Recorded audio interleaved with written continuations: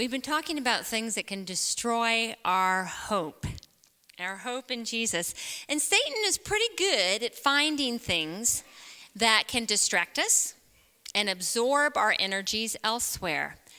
Interestingly, one of his greatest distractions is one of God's greatest gifts: ourselves.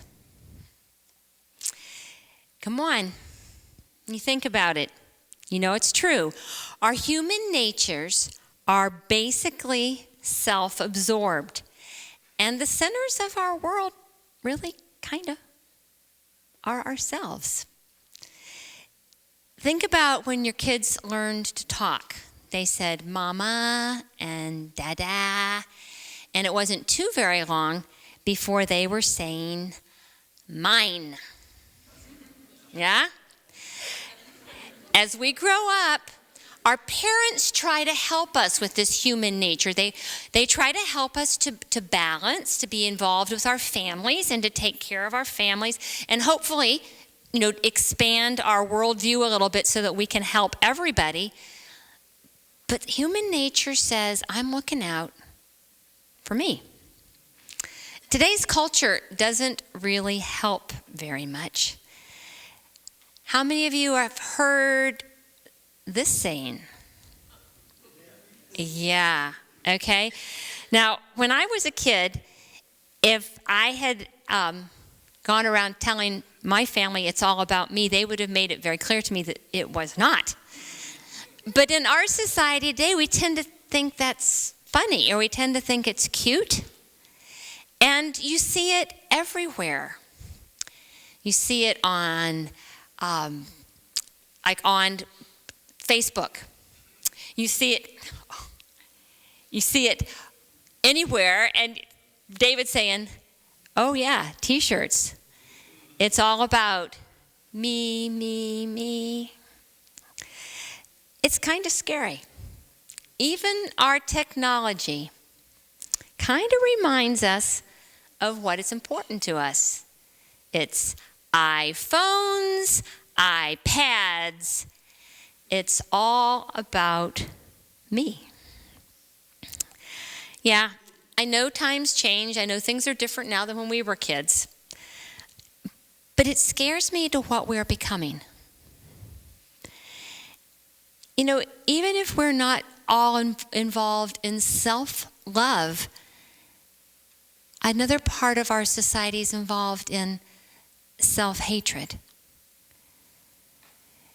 Depression is rampant in America. Depression can be completely overwhelming. It's the flip side of the self-love. It's the self-hatred, and it's still being so self-absorbed in your pain that you can barely put one foot in front of another. When you're self-absorbed, it's pretty hard to look ahead. It's pretty hard to see beyond where you are right now. And it's really a problem in our society because it destroys our hope. And sometimes we don't even realize it. You may think that this is only a problem, some of you older people here, with the younger generation. I don't see any of you wearing shirts that say it's all about me. Do you have any in your... No, I didn't think so. Okay. But it's not just the kids. You may say, well, I'm not depressed. It's not my problem.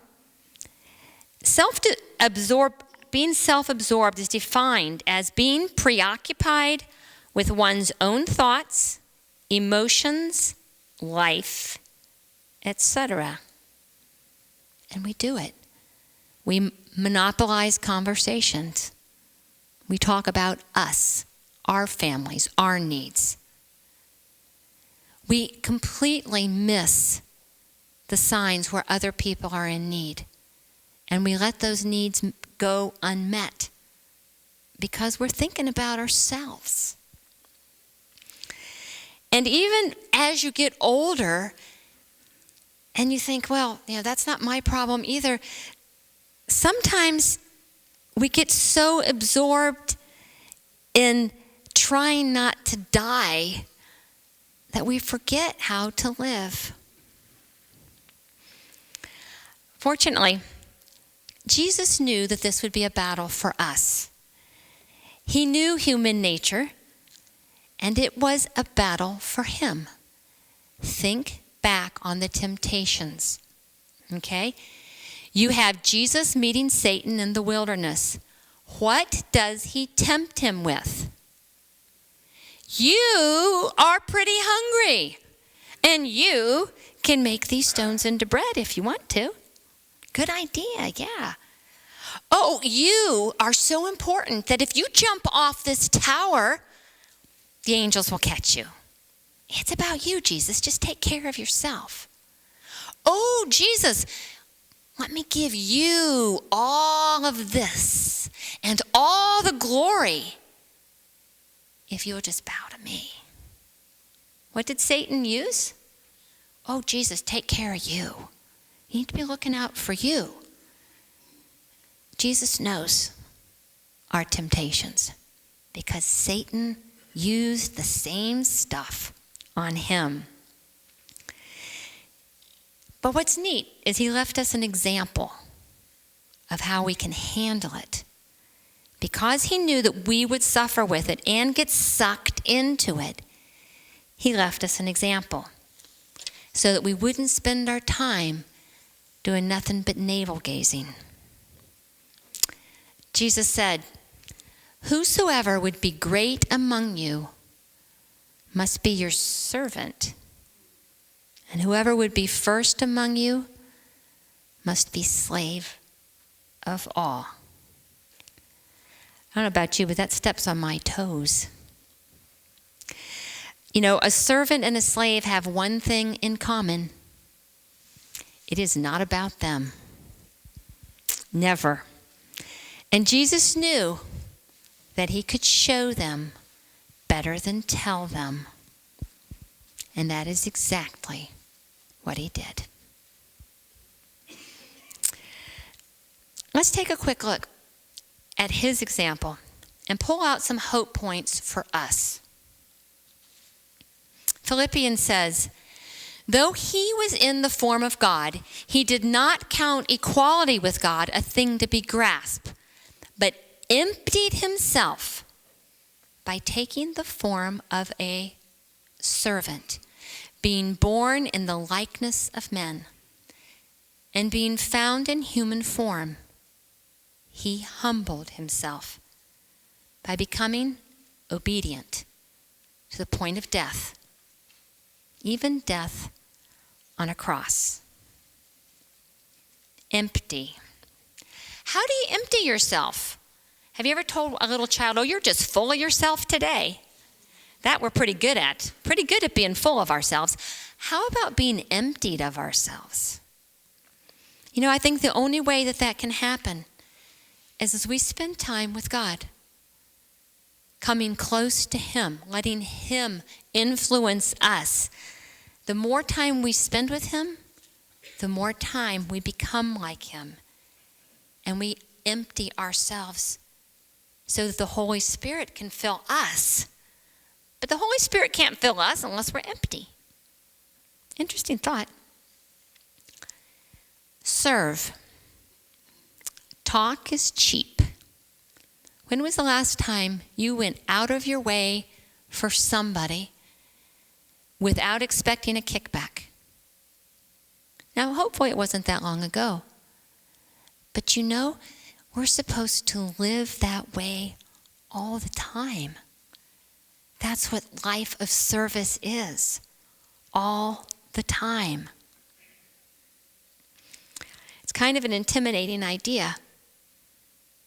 But it again shows us that we need Jesus' power in us so that we can do that. How about humble? Has anyone ever accused you of being humble? It's not a compliment we give very often, and our culture does not really respect it. You Google humility on Google Images, and it's basically a mockery of what humility is. It isn't something our culture thinks is something that we need to ascribe to. But Jesus says, yes, maybe we need to focus a little bit more on God's greatness so that we can get in perspective where we are. And he says, obey.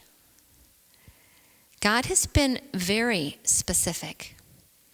He's given us a book full of wisdom that he wants us to use like guardrails to keep us on the right path, keeping us off the path that sucks us in to selfishness and hopelessness. Most kids don't obey naturally. I don't know about you when you were a kid. But when we get older, we look back and we can say, you know, Mom and Dad, they knew what they were talking about. And I think that there's much to be gained by what our Father has asked us to do. If Jesus was called to obey when he was on earth, how much more seriously must we take that call? We need help. I need help more than we can fathom. But you know, he is willing to give us that help more than we can fathom too. Let's do it. Let's walk away from staring at ourselves and let him lead us. Lead us always towards the light.